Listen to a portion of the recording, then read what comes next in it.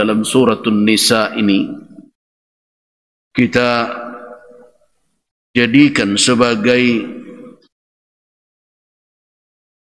hujjah dan sandaran di dalam melanjutkan kajian kita tentang alamat, tanda-tanda hati yang sehat, dan di mana manusia bisa menemukan alamat-alamat tersebut atau tanda-tanda itu. Di antara tanda yang mudah untuk diperiksa oleh seorang insan tentang kondisi kesehatan kalbunya adalah bagaimana dia merasakan suasana batinnya atau suasana kalbunya ketika menunaikan kewajiban salat. Di dalam ayat ini Allah katakan bahwa di antara karakter orang-orang munafik, mereka itu apabila berdiri hendak menunaikan salat, mereka itu tegak dalam keadaan atau dalam perasaan malas. Dan kita tahu kusala, kemalasan itu bermula dari apa yang ada di dalam kalbu insan. Jadi kalau ada orang pemalas secara lahiriah, secara zahir, di mana akar kemalasan itu awalnya adalah dalam kalbu.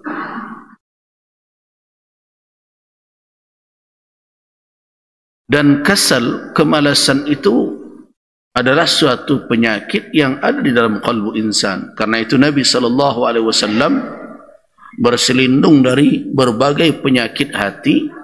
Di antaranya adalah penyakit malas. Allahumma inni a'udzubika minal ajzi wal kasali.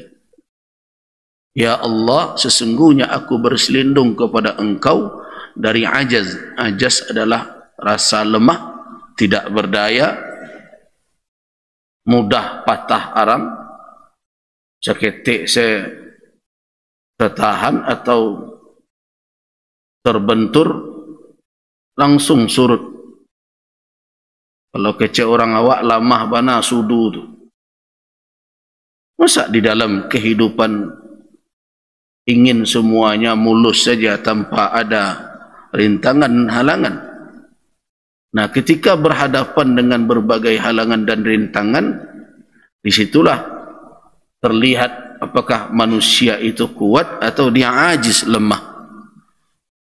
Kalau mendata sejalan dalam hidup, kau tidak tahu orang nan kuat atau nan lemah.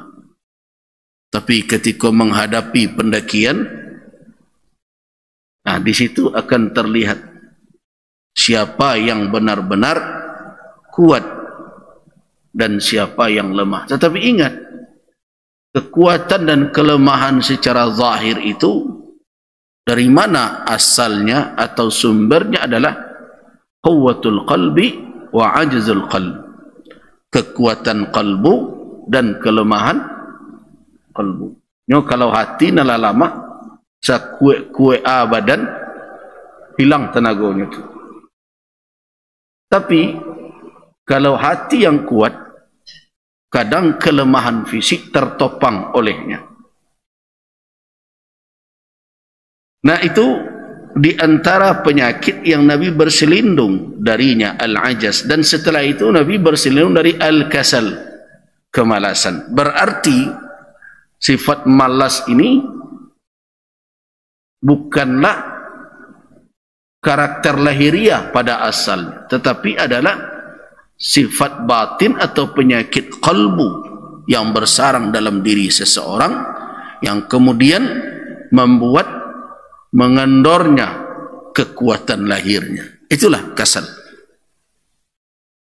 Nah, dikatakan oleh Allah Subhanahu wa taala, innal munafiqi, sesungguhnya orang-orang munafik, yukhadi'un Allah, menurut mereka menipu Allah Subhanahu wa taala, padahal Allah huwa khadi'uhum, membalasi tipuan mereka. Jadi karakter pertama orang-orang munafik, dan kita tahu penyakit nifak juga penyakit qalbu. Jadi penyakit kemunafikan itu adalah penyakit qalbu. Karena itu para ulama ketika menjelaskan tentang nifak, yang dikatakan nifak i'tiqadi, itu adalah kemunafikan paling atas ya. Ranking satunya adalah nifak i'tiqadi, kemunafikan secara akidah. Apa itu? Yaitu orang alladhi yubtinul kufra wa yuzhirul iman, yaitu orang yang menyembunyikan kekufuran namun menyatakan keimanan. Secara lahiriah dia mengatakan iman, tidak adalah yubtinul kufra, menyimpan kekufuran di mana? Di dalam kalbu. Nah, karena itulah makanya para ulama mengatakan nifak itu adalah min amradil qulub, merupakan penyakit hati. Nah, sedangkan sikap lahiriah ada nifak amali namanya. Kan ada kita membaca hadis ayatul munafik salas. Tanda orang munafik itu ada 3. Idza haddasa kadzab, apabila bicara dusta. Wa idza wa'ada akhlaf, apabila berjanji ingkar atau mungkir. Wa idza tumina khan, apabila diberikan amanah dia khianat. Itu adalah nifak amali, nifak dalam perilaku, kemunafikan dari sikap lahiriah. Nah, apakah kemunafikan secara praktek itu mungkin ada pada seorang mukmin? Mungkin.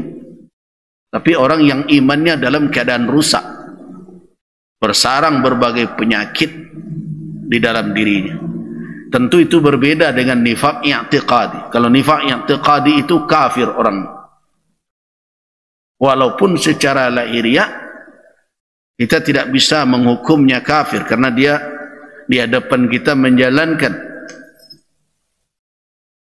amalan atau perilaku seorang muslim, tetapi di dalam hatinya dia ingkar kepada Allah Subhanahu wa taala. Pada hakikatnya orang-orang munafikin itu adalah kufar. Itulah munafik secara akidah. Tapi munafik secara amalan, orang-orang tersebut beresiko. Kenapa? Karena kalau mereka terus memakai perangai yang seperti itu, maka tidak menjaga amanah.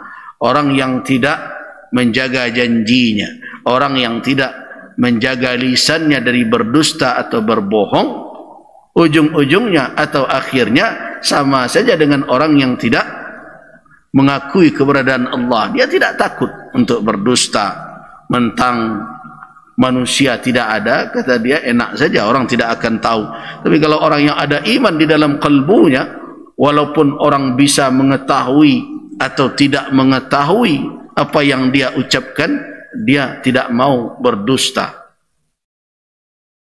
Kalau orang munafik, kalau dia rasa-rasa aman untuk berbohong, dia akan berbohong. Apalagi kalau dia punya 1000 alasan untuk menutupi kebohongannya. Jaleh salah input, kemudian dikecilkan, saya manusia biasa, padahal lebih puluhan triliun dia pakai. Itu tanda kemunafikan juga. Nah, kemudian penyakit atau perangai mereka yang kedua adalah wa idza qamu ila shalah qamu kusala. Apabila mereka berdiri atau melaksanakan salat, mereka laksanakan dalam keadaan malas. Dan dorongan mereka melaksanakan itu karena ria saja. Kalau sudah malas, tentu dipertanyakan kenapa mereka bangkit juga melakukannya. Tentu bukan dorongan dari kesadaran yang ada di dalam kalbu. Terus mereka tegak melaksanakan salat itu, kenapa?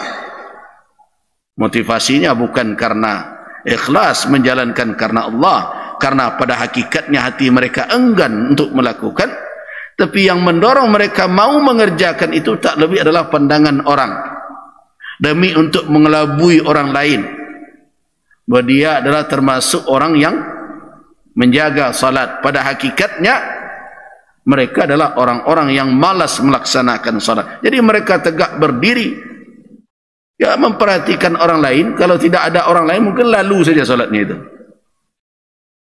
Wala yadhkurunallaha illa qalila, dan mereka tidak mengingat Allah melainkan sedikit. Mudhabdhabina baina dzalik. Nah, kalau mereka berada dalam posisi harus memilih antara hak dan batil, nah orang-orang seperti ini berada di tengah-tengah terus tuh. Jadi hati-hati, orang yang di tengah tariko ndak orang yang netral saja itu. Jadi tidak semua sikap netral itu benar. Antara hak dan batil tidak bisa netral posisinya. Kalau ada orang ditanya, kamu iman ini atau kafir, mukmin atau kafir, kan tak mungkin jawabnya kamu netral gitu ya. Tak mungkin. Jadi tidak semua netralitas itu benar. Nah, orang-orang munafik mereka memposisikan diri di tengah, ya, dalam perkara hak dan batil, perkara iman dan kufur. Untuk apa mereka berada di sana? Karena mereka tidak bisa mengambil keputusan pada kelompok mana mereka mesti berada. Itu yang pertama. Yang kedua adalah menyelamatkan diri mereka dalam kehidupan dunia. Karena orang seperti ini selangkah saja bisa ke kanan dan selangkah bisa ke kiri. Itu kan posisi aman namanya. Kalau seandainya yang sebelah kanan beruntung, kan tidak jauh-jauh untuk bergabung. Kalau seandainya yang sebelah kiri menang, ya tidak jauh-jauh pula untuk bergabung. Nah, hari ini orang yang berperangai seperti orang munafik ini banyak. Apalagi kalau berhadapan dengan idealisme terkait dengan kepentingan duniawi. Hilang idealisme orang. Tidak banyak orang yang bertahan dalam komitmen dan idealisme apabila berhadapan antara dua pilihan dalam kehidupan dunia. Karena itu mereka sering, kalau orang sering mengistilahkan, ikut main dua kaki yo, mencari kamangin kencang. Kalau ke nomor satu kencang, awak masuk bersorak pula, amin. Kalau ke nomor dua kencangnya bersorak pula tuh, makan siang gratis gitu ya. Ya pokoknya di mana aman saja. Nah, hal yang seperti ini merupakan karakteristik. Nah, dari ayat ini kita sudah mengetahui bahwa siapa saja yang bersarang penyakit-penyakit seperti itu di dalam kalbunya, berarti itu adalah penyakit kemunafikan dengan segala cabang-cabangnya. Nah, sebaliknya, orang yang tidak ada hal demikian dalam hatinya, berarti orang itu memiliki hati yang sehat. Nah, makanya para ulama mengatakan, kalau kamu ingin mengetahui apakah hatimu dalam keadaan sehat, ingin memeriksanya, maka tidak perlu pakai x-ray dan berbagai macam, tidak perlu pakai ronsen sebagainya. Rasakan bagaimana kalbumu ketika berhadapan dengan kewajiban salat. Bagaimana situasi batinmu ketika panggilan itu datang, ketika waktunya tiba. Kalau kamu merasakan kemalasan di dalam melaksanakan salat, atau timbul rasa bosan atau berbagai macam hal yang membuat seseorang itu tidak menemukan kedamaiannya di dalam salat, maka berarti kamu sedang mengalami suatu persoalan berat di dalam kalbumu tersebut. Jadi kan tidak sulit untuk mendeteksi apakah hati kita sehat atau tidak. Lihatlah atau rasakan suasananya ketika kamu dipanggil untuk menunaikan ibadah salat.